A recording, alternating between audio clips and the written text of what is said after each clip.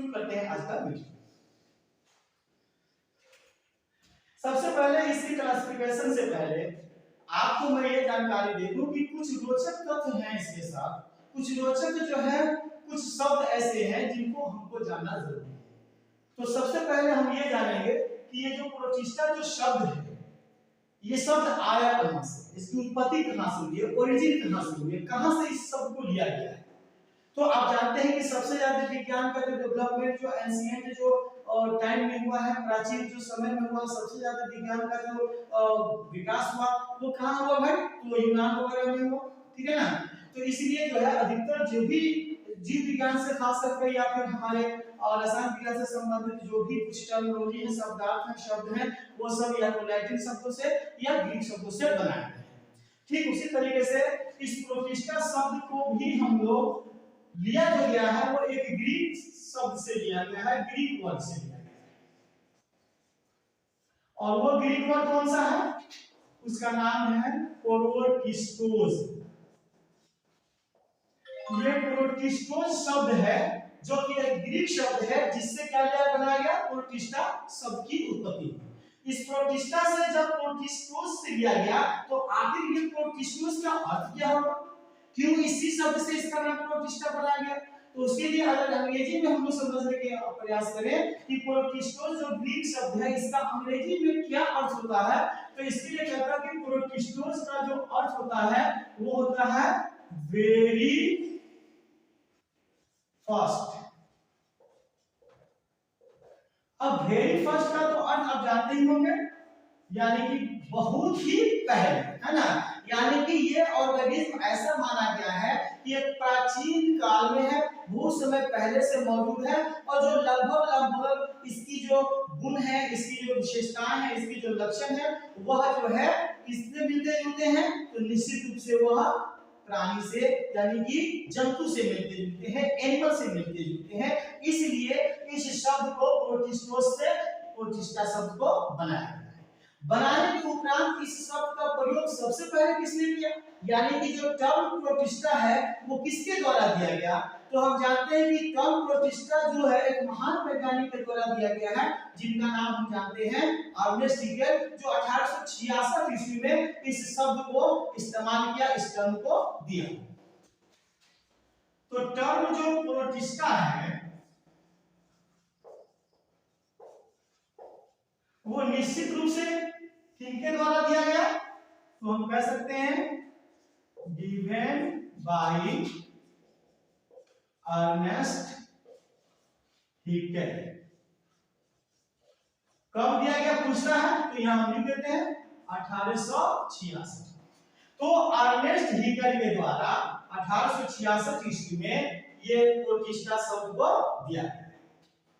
अब इसके बाद करते हैं कि ये प्रोटिस्टा कहां पाया, इसके जो सदस्य हैं, इसके जो ऑर्गेनिज्म होते हैं, इसके जो जीव होते हैं, वो कैसे जगह पे पाए जाते हैं। तो निश्चित रूप से ये चूंकि क्या है, हमारे बहुत ही छोटे हैं, सूक्ष्म जीव हैं, तो निश्चित रूप से सूक्ष्म जीव अधिकांशतः क्या होते हैं? जलीय होते हैं, जल में पाए जाते हैं, पानी में पाए जाते हैं। तो निश्चित रूप से ये अगर हम देखेंगे तो ये हमारा क्या होता है? एक्वेटिक होता है। एक्वेटिक का मतलब क्या होता है? जलीय, पानी में रहने वाला। एक्वेटिक में भी आप जानते हैं कि दो तरह के होते हैं, वो कौन कौन से हो सकते हैं? फ्रेश वाटर यानी कि स्वच्छ जल में, जो नदी का जल हो, तालाब का जल हो, जो स्वच्छ हो, उसमें जो है ना पाए जाएंगे। साथ साथ ये मैरीन भी होंगे, यानी मैरीन का मतलब आप जानते हैं समुद्री, है ना। तो ये हम जो है ना फ्रेश वाटर यानी कि वो कहां पाए जाएंगे? स्वच्छ जल में पाए जाएंगे। मैरीन यानी कि कहां पाया जाएगा? समुद्री जल में। और समुद्री जल का मतलब होता है खारा जल, जिसमें नमक पाया जाता है, लवण पाया जाता है। तो लवणीय जल में भी ये हमारे क्या होते हैं? पाए जाते हैं। कई रूपों में और भी पाए जा सकते हैं, जैसे इसका पैरासाइटिक फॉर्म भी होता है, बहुत सारे जो है सिम्बायोटिक फॉर्म भी है, और जो है सर्कोफाइटिक टर्म है, लेकिन जनरली जो है ये कहां पाया जाता है? जल में पाया जाता है, यानी एक्वेटिक। अगर इसकी बात करें कि इसके जो शरीर है वो कितने कोशिकाओं का बना होता है, तो निश्चित रूप से यह जो है यूनिसेलुलर होता है, एक ही कोशिका का बना हुआ जीव है, यानी एक कोशिकीय जीव है, जिसको हम लोग क्या कहते हैं? यूनिसेलुलर। ठीक है। उसके बाद जब कहते हैं कि हाँ भाई हमारा यूनिसेलुलर है, तो फिर और भी कोई चीज होगा, इसका जो कोशिका होगा, उस कोशिका के अंदर जो कोशिका के अंगक होंगे, सेल ऑर्गेनिल्स होंगे, क्या वो मेम्ब्रेन बाउंडेड है कि नहीं है? तो इसलिए देखा गया, तो पाया गया कि भाई ये जो हमारा प्रोटिस्टा है, इसके जो सेल होते हैं वो कैसे होते हैं? यूकैरियोटिक होते हैं। यूकैरियोटिक का मतलब यहां पर मैं लिख देता हूं, मेम्ब्रेन बाउंडेड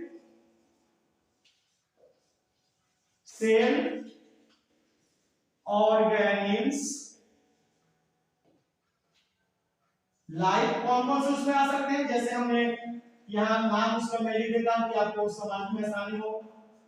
जैसे हमारा माइटोकॉन्ड्रिया है, हमारा न्यूक्लियस है, हमारा राइबोसोम है ना, इटसेट्रा, इस तरीके के जो भी अंगक है ना, वो क्या होते हैं? प्रेजेंट होते हैं, उपस्थित होते हैं। ठीक है, तो मेम्ब्रेन बाउंड सेल ऑर्गेनिल अगर पाया जाता है किसी भी सेल के अंदर, तो उस सेल को हम लोग यूकैरियोटिक सेल कहते हैं। तो प्रोटिस्टा के अंदर जो सेल होगा वो हमारा क्या होगा?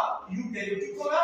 यूनिसेलुलर एक कोशिकीय होगा, एक्वेटिक जलीय होगा अधिकांशतः। जनरली कुछ जो है वो और भी जगह पर पाए जा सकते हैं, डैम्स वाले पाए जा सकते हैं, पैरासाइटिक फॉर्म में पा सकते हैं, सबफाइटिक में पाए जा सकते हैं। ठीक है, और टर्म प्रोटिस्टा जो है हमने सीक्रेटेड वाला किया था, और ये प्रोटिस्टा शब्द जो है प्रोटिस्टोस ग्रीक शब्द से निकाला गया है, जिसका मतलब होता है वेरी फर्स्ट। ठीक है, तो इतनी चीजें इसमें थोड़ी सी रोचक थी जो हम लोग को जानना था, इसलिए मैंने आपको दिया कि आपके नॉलेज में उसमें इजाफा हो सके, बढ़ावा हो सके, वृद्धि हो सके। ठीक है, अब हम बात करेंगे इसके क्लासिफिकेशन की, कि हम लोग कितने कैटेगरी में, कितने श्रेणियों में इस प्रोटिस्टा को वर्ग किया है। जो कैटेगरी बनाते हैं हम लोग इसको क्लासिफाई करने की, वो हमारा है प्लांट लाइक प्रोटिस्टा। ये पहला कैटेगरी हमारा है। दूसरा कैटेगरी जो इसका बना उसको हम कहते हैं फंजाई लाइक प्रोटिस्टा। ये हमारा दूसरा कैटेगरी है। और तीसरा जो मेजर कैटेगरी है वो हमारा है एनिमल लाइक प्रोटिस्टा। एनिमल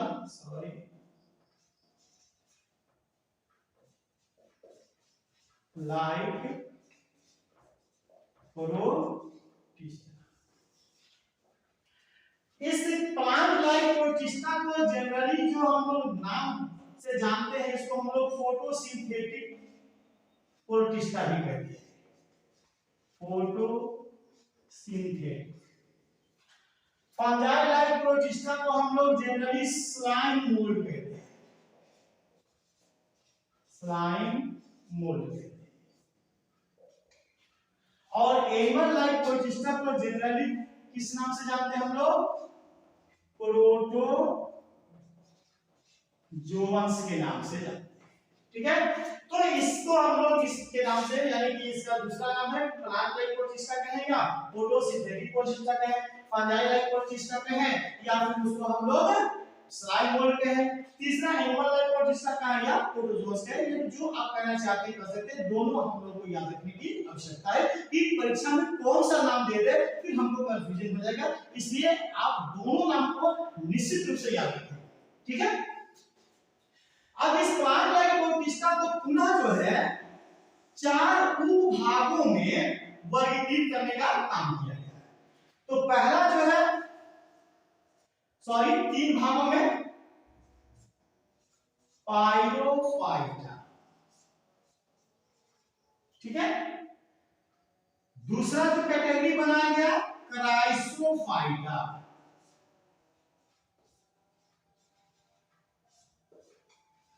और तीसरा जो कैटेगरी बना वो हमारा है यूग्लिनोफाइटा।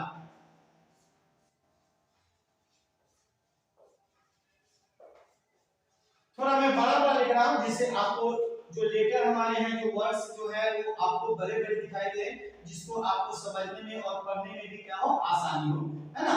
तो इसलिए थोड़ा सा टाइम लगता है। पायोफाइटा का एक बहुत ही अच्छा उदाहरण है, एक कॉमन जो ऑर्गेनिज्म है हमारा, इसका मेंबर है, जिसको हम कहते हैं डायनोफ्लैजिलेट्स। ठीक है। क्राइसोफाइटा का भी एक बहुत ही कॉमन एग्जांपल्स हमारे पास है, जो हम सब जानते हैं, डायएटम्स। और तीसरा जो यूग्लिनोफाइटा है, इसके भी बहुत सारे कॉमन एग्जांपल्स हैं, जिसमें सबसे कॉमन एग्जांपल्स है जिसको हम लोग बहुत पहले से जानते हैं, क्योंकि जो नीचे सेकेंडरी क्लास से आए हैं हम लोग, और मैट्रिक पास करके जो बच्चे आए होंगे वो इस यूग्लिना को बड़े अच्छे तरीके से जानते होंगे, क्योंकि वो निश्चित रूप से जो है इसके साथ फेमिलियर होते हैं। जैसे कुछ ऐसे जीव हैं जिनको हम अच्छे तरीके से जानते हैं, जैसे यूग्लिना हो गया, पैरामीशियम हो गया, अमीबा हो गया। ठीक है। तो इसके अंतर्गत जो आने वाले जो हमारे कॉमन एक ऑर्गेनिज्म वो कौन सा है? यूग्लिना। अब बात करेंगे हम स्लाइम मोल्ड की। तो स्लाइम मोल्ड को भी मुख्य रूप से जो है दो भागों में क्या किया गया है? वर्गीकृत कर दिया गया है। पहला क्या बनाया गया हमारा? तो इसको कहता है मिक्सो माइकोटा। ठीक है। इस मिक्सो माइकोटा को एक और नाम से हम लोग जानते हैं, इसको कहते हैं मिक्सोमाइसीटीज। ठीक है। मिक्सोमाइकोटा या मिक्सोमाइसीटीज दोनों नामों से जाना जाता है, इसलिए आप भी निश्चित रूप से दोनों नामों को याद रखेंगे कि कौन सा नाम दे दे। एक नाम आप ये याद रख रहे हैं, ये नहीं याद है, और इसी को अगर दे दिया या इसी के बारे में पूछ दिया तो फिर तो हम बोलेंगे भाई ये क्या चीज पूछ दिया हमसे। ठीक है। तो निश्चित रूप से आसानी के लिए और हमसे कोई भी प्रश्न छूटे ना, आपको दोनों नामों को याद रखना है, दोनों नामों को निश्चित रूप से आप याद रखेंगे। ठीक है। और इससे मिक्सोमाइकोटा या मिक्सोमाइसीटीज को एक और दूसरे नाम से भी हम लोग जानते हैं, जिसको हम लोग कहते हैं एसेलुलर स्लाइम। क्या कहा गया बाबू? एसेलुलर स्लाइम मोल्ड। दूसरा जो कैटेगरी इसका बना उसको हम लोग क्या कहते हैं? ये तो मिक्सोमाइकोटा था, है ना? यहां है एक्रेसियो। क्या बोलते हैं? एक्रेसियो माइकोटा। ठीक उसी तरीके से जैसे यहाँ पे माइकोटा को माइसीटीज कहा, यहां भी इसका दूसरा नाम हो जाएगा एक्रेसियो माइसीटीज। ठीक है। दोनों नाम में से जो नाम है वो दोनों के दोनों आप याद कर लेंगे। इसको जनरली हम लोग सेलुलर स्लाइम मोल्ड्स भी कहते हैं। क्या कहते हैं? Cellular slime mould. ठीक है। तो ये हम याद रखेंगे। और अंतिम हमारा जो मेजर ग्रुप है, जो बड़ा ग्रुप बनाया है गया है प्रोटिस्टा का, वो एनिमल लाइफ प्रोटिस्टा, जिसको किस नाम से जानते हैं हम लोग? प्रोटोजोन्स के नाम से भी जानते हैं। इसको भी मुख्य रूप से हम लोग कितने भागों में? 4 भागों में वर्गीकृत करने का काम करते हैं। तो वो 4 उपभाग कौन कौन से हैं उसको हम लोग थोड़ा सा यहाँ पर देख लेंगे। ठीक है। ये पहला जो है इसको हम लोग कहते हैं अमीबॉइड प्रोटोजोन्स। ठीक है। ठीक। दूसरा को हम लोग क्या कहते हैं? Ciliated protozoans.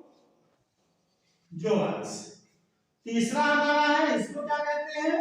जो ग्रुप बना है, जो वर्गीकृत हुआ है, फ्लैजिलेटेड प्रोटोजोन्स।